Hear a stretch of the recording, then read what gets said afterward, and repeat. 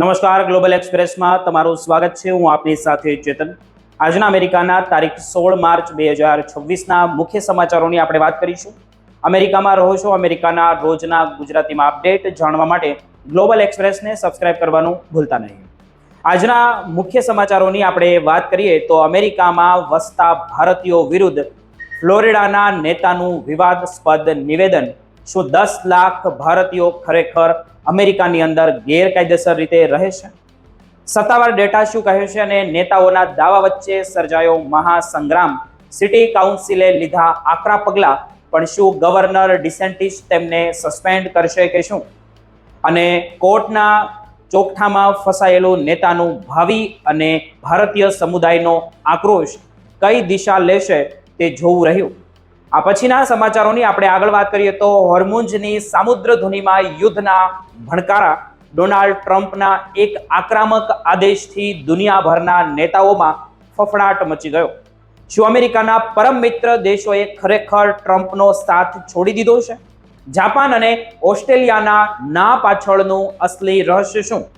શું દુનિયા ફરી એકવાર મોટા ઉર્જા સંકટ અને તેલના ભાવોમાં ભયાનક ભડકા તરફ જઈ રહી છે?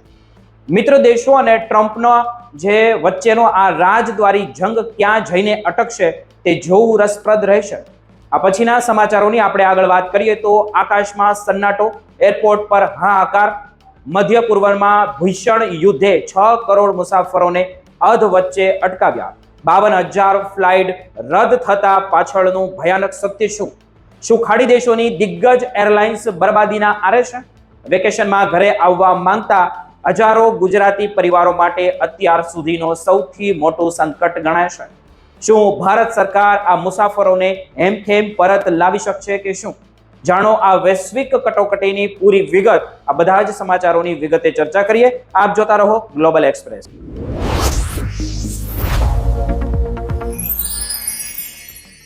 અમેરિકાના ફ્લોરિડા રાજ્યના એક સ્થાનિક રાજકારણીના વિવાદાસ્પદ નિવેદને સમગ્ર અમેરિકામાં વસતા ભારતીય સમુદાયમાં ભારે રોષ અને ખળભળાટ મચાવી દીધો છે. પામ બેના સિટી કાઉન્સિલરે, જે તેમનું નામ છે લેન્જવિને, ભારતીય મૂળના લોકો વિરુદ્ધ કરેલી ટિપ્પણી બાદ હવે આ મામલો માત્ર સોશિયલ મીડિયા પૂરતો સીમિત ન રહેતા રાજકીય અને કાનૂની જંગમાં ફેરવાઈ ગયો છે. લેન્જવિને દાવો કર્યો છે કે અમેરિકામાં વસતા 50 લાખ ભારતીયોમાંથી 10 લાખ લોકો ગેરકાયદેસર રીતે ત્યાં રહે છે. જોકે અમેરિકાના સત્તાવાર જે ડેટા અને નિષ્ણાતોના અભિપ્રાય મુજબ આ દાવો પાયા વિહોણા અને માત્ર ચૂંટણીલક્ષી પ્રચારનો ભાગ હોવાનું સામે આવ્યું છે. ઘટનાની વિગતે વાત કરીએ તો ફ્લોરિડાના પામ બે કાઉન્સિલમેન જે લેન્જવિને સોશિયલ મીડિયા પ્લેટફોર્મ પર એક પોસ્ટ શેર કરી હતી, જેમાં તેમણે ભારતીય સમુદાયને નિશાન બનાવતા અત્યંત ઉશ્કેરણીજનક શબ્દોનો ઉપયોગ પણ કર્યો હતો.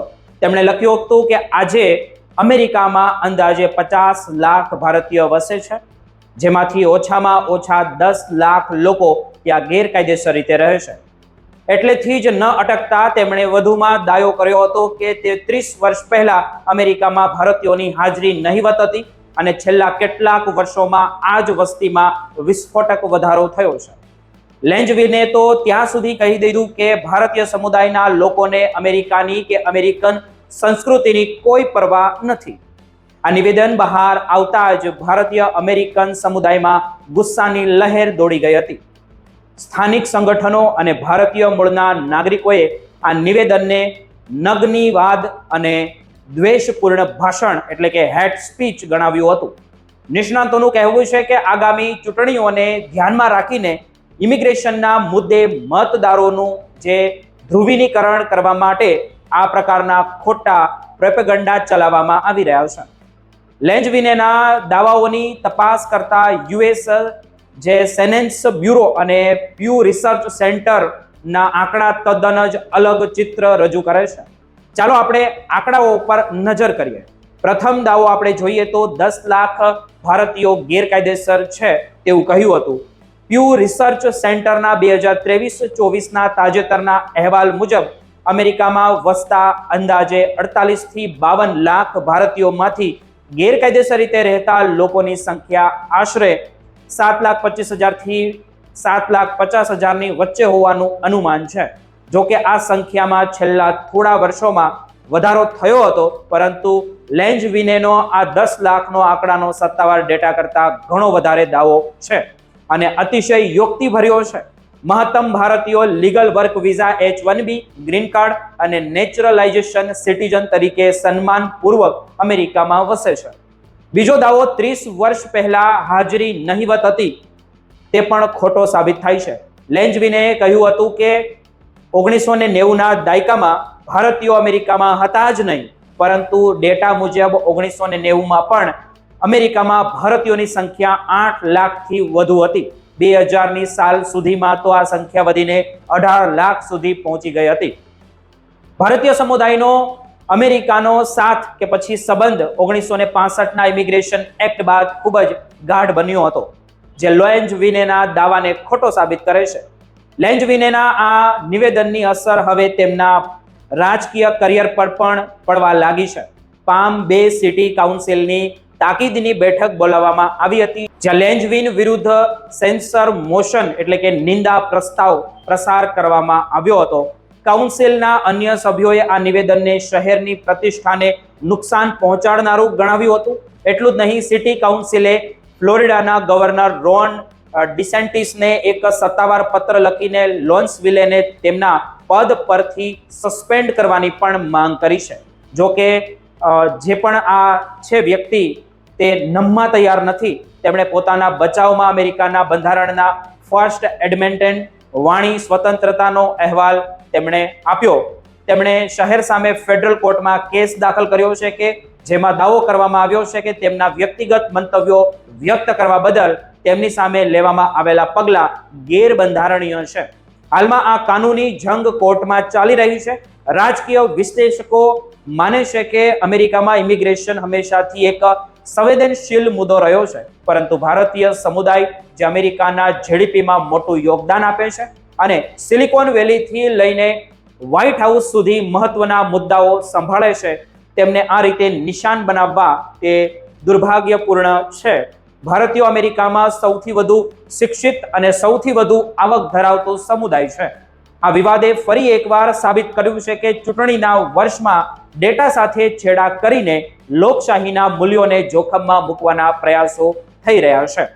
ભારતીય સમુદાયના નેતાઓએ આ મામલે સંગઠિત થઈને શાંતિપૂર્ણ વિરોધ નોંધાવ્યો છે અને માંગ કરી છે કે જાહેર પ્રતિનિધિઓએ જવાબદારીપૂર્વક બોલવું જોઈએ. આગામી દિવસોમાં ફ્લોરિડાના ગવર્નર આ મામલે શું નિર્ણય લેશે અને કોર્ટમાં લેન્ઝવિનેની અરજીનું શું થાય છે તેના પર સૌની નજર રહેશે. પરંતુ એક વાત સ્પષ્ટ છે કે ખોટા આંકડાઓ અને પ્રોપેગેન્ડા જોરે કોઈ પણ સમુદાયના અમેરિકાના નિર્માણમાં આપેલા ફાળાને અવગણી શકાય તેમ નથી.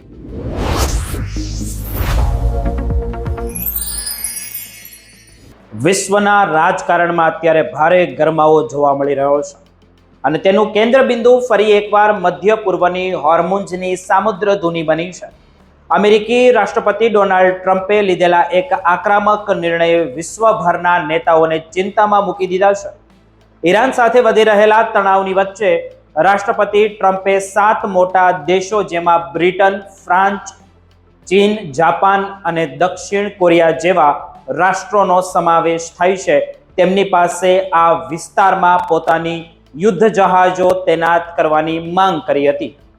ટ્રમ્પનું કહેવું છે કે હોર્મુઝની સામુદ્રધુનીમાંથી પસાર થતા તેલના ટેન્કરો અને વેપાર જહાજોની સુરક્ષા કરવી એ માત્ર અમેરિકાની જવાબદારી નથી, પરંતુ જે દેશો આ રસ્તાનો ઉપયોગ કરે છે તેમણે પણ હવે મેદાનમાં આવવું પડશે.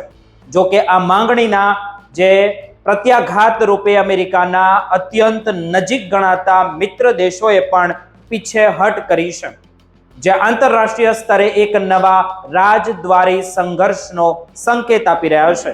વિગતવાર વાત કરીએ તો હોર્મુઝની સામુદ્રધુની એ વૈશ્વિક ઉર્જાનો સુરક્ષા માટેની સૌથી મહત્વની નસ સમાન છે.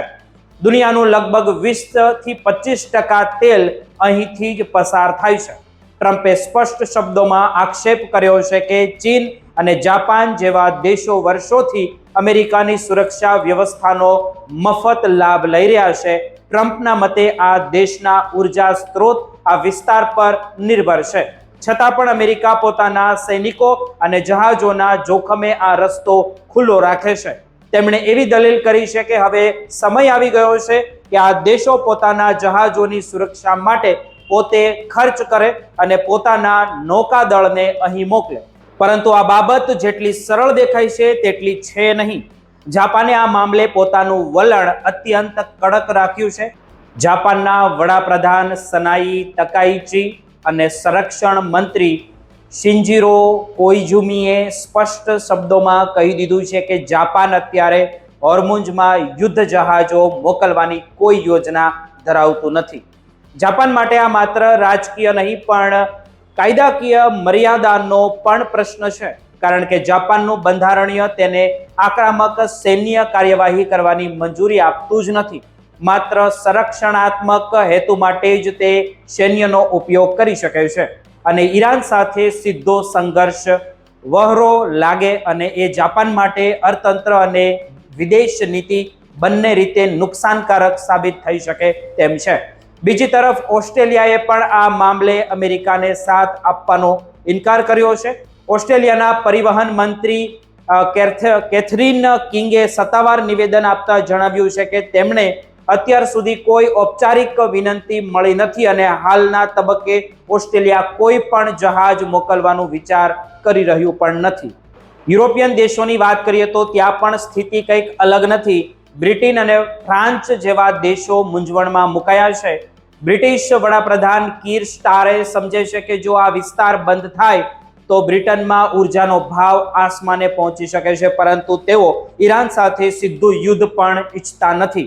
અહેવાલો મુજબ બ્રિટન કદાચ મોટા યુદ્ધ જહાજોને બદલે જે પણ નાના ડ્રોન એટલે કે સુરંગો સાફ કરનારા ડ્રોન મોકલવાનો વિચાર કરી શકે, જેથી સૈન્ય હાજર પણ રહે અને યુદ્ધની શક્યતા પણ ઓછી થાય.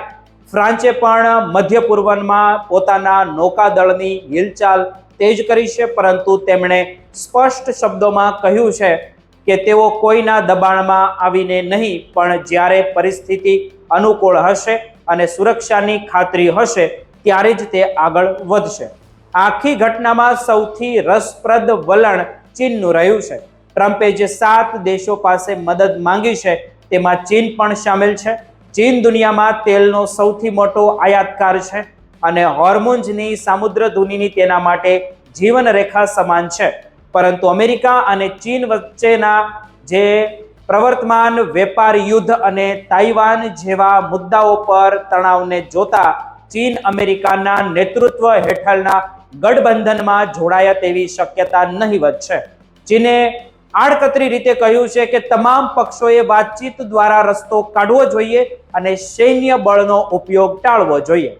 જર્મનીએ પણ આ મામલે હાથ ઊંચા કરી દીધા છે અને સક્રિય ભાગીદારોની ના પાડી દીધી છે.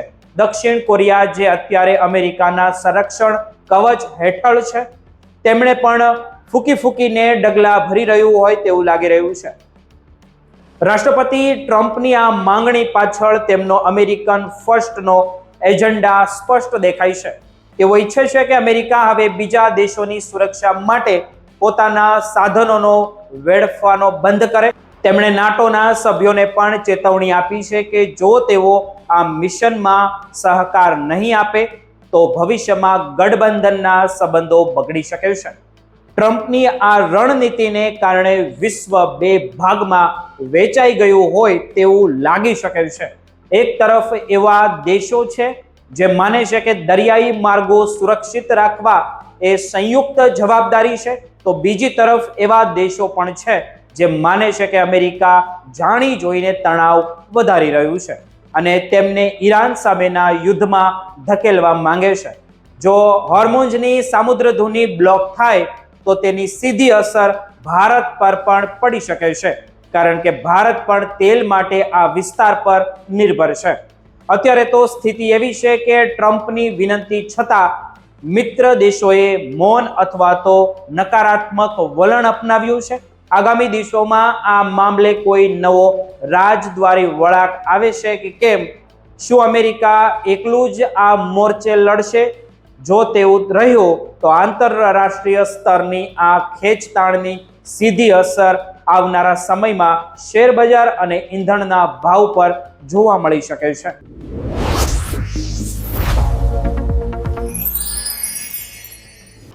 અત્યારે સમગ્ર વિશ્વની નજર મધ્ય પૂર્વના દેશો પર ટકેલી છે, જ્યાં ચાલી રહેલા ઈરાન યુદ્ધે હવે માત્ર સરહદો પૂરતું મર્યાદિત ન રહીને સમગ્ર વિશ્વની અર્થવ્યવસ્થા અને ખાસ કરીને ઉડ્ડયન ઉદ્યોગને હચમચાવી દીધું છે. આ યુદ્ધના કારણે ઉડ્ડયન ક્ષેત્રમાં અત્યાર સુધીનું સૌથી મોટું સંકટ ઊભું થયું છે. જે પ્રાપ્ત વિગતો અનુસાર જોઈએ તો ઈરાન અને તેની આસપાસના વિસ્તારોમાં ચાલી રહેલા સંઘર્ષને કારણે અત્યાર સુધીમાં અંદાજે 52,000 જેટલી ફ્લાઇટ રદ કરવામાં આવી છે. આંકડો એટલો મોટો છે કે તેના કારણે વિશ્વભરમાં મુસાફરોની સ્થિતિ અત્યંત દયનીય બની ગઈ છે. એવું માનવામાં આવી રહ્યું છે કે આ ફ્લાઇટ રદ થવાને કારણે અંદાજે 6 કરોડથી વધુ મુસાફરો અધવચ્ચે જ અટવાઈ પડ્યા છે, જેમના માટે પોતાના ગંતવ્ય સ્થાન સુધી પહોંચવું હવે એક મોટો પડકાર પણ બની ગયો છે. ખાસ કરીને ખાડી દેશોની એરલાઇન્સ કે જેઓ અત્યાર સુધી વિશ્વની સૌથી નફાકારક અને આધુનિક સુવિધાઓ ધરાવતી એરલાઇન્સ ગણાતી હતી, તેમણે હવે યુદ્ધે જે ઘૂંટણીએ લાવી દીધા હોય તેવું પણ ગણી શકાય. એમિરેટ્સ, કતાર એવરેજ અને જે એતિહાદ એવરેજ જેવી દિગ્ગજ કંપનીઓ આ યુદ્ધની સૌથી વધુ અસર હેઠળ છે. આ એરલાઇન્સ હબ ગણાતા દુબઈ, દોહા અને અબુધાબીના આકાશમાં હવે સન્નાટો જોવા મળી રહ્યો છે.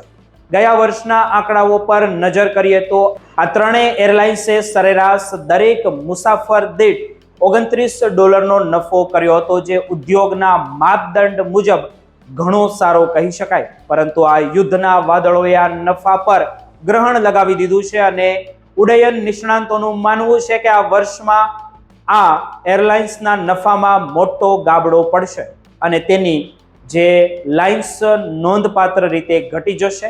ઈંધણના વધતા ભાવ અને ફ્લાઇટ્સના બદલાયેલા લાંબા રૂટને કારણે ખર્ચમાં ધરખમ વધારો થયો છે, જેમની સીધી અસર એરલાઇન્સના આર્થિક સ્થિતિ પર પડી રહી છે. આ સંકટની સૌથી વધુ અસર એશિયા અને યુરોપ વચ્ચે મુસાફરી કરતા લોકો પર પડી રહી છે. ખાસ કરીને ભારત, તેમાં પણ ગુજરાતના હજારો પરિવારો અત્યારે આ પરિસ્થિતિને કારણે ચિંતામાં મુકાઈ ગયા છે. ઉનાળાના વેકેશન અને લગ્નગાળાની સિઝન નજીક હોવાને કારણે ગુજરાતી પરિવારો વિદેશથી ભારત આવવાની તૈયારીમાં હતા, પરંતુ અચાનક જ આ ફ્લાઇટ રદ થવાથી અને એરલાઇન્સના ભાડામાં થયેલા ધરખમ વધારાને કારણે, અસહ્ય વધારાને કારણે જોઈએ તો લોકોની ગણતરીઓ ઓછી અને ઊંઘ વધારે બગડી હોય તેવું લાગે છે. મધ્ય પૂર્વના એરપોર્ટ પર ફસાયેલા ભારતીય મુસાફરોની સ્થિતિ ખૂબ જ કપરી છે, જ્યાં તેમને જમવા અને રહેવાની સગવડો માટે પણ સંઘર્ષ કરવો પડી રહ્યો છે. સોશિયલ મીડિયા પર અનેક મુસાફરો પોતાની વ્યથા ઠાલવી રહ્યા છે, જેમાં ભારત સરકાર પાસે મદદની પણ અપીલ કરવામાં આવી રહી હોય તેવું લાગી રહ્યું છે. બીજી તરફ આ યુદ્ધની અસર માત્ર મુસાફરો પૂરતી મર્યાદિત નથી, પરંતુ કાર્ગો અને શિપિંગ સેવાઓ પણ ખોરવાઈ ગઈ છે. ઈરાનના આકાશમાંથી પસાર થતા રૂટ બંધ થવાથી હવે વિમાનોએ લાંબો રસ્તો કાપવો પડે છે, જેમના કારણે ઈંધણનો વપરાશ વધ્યો છે.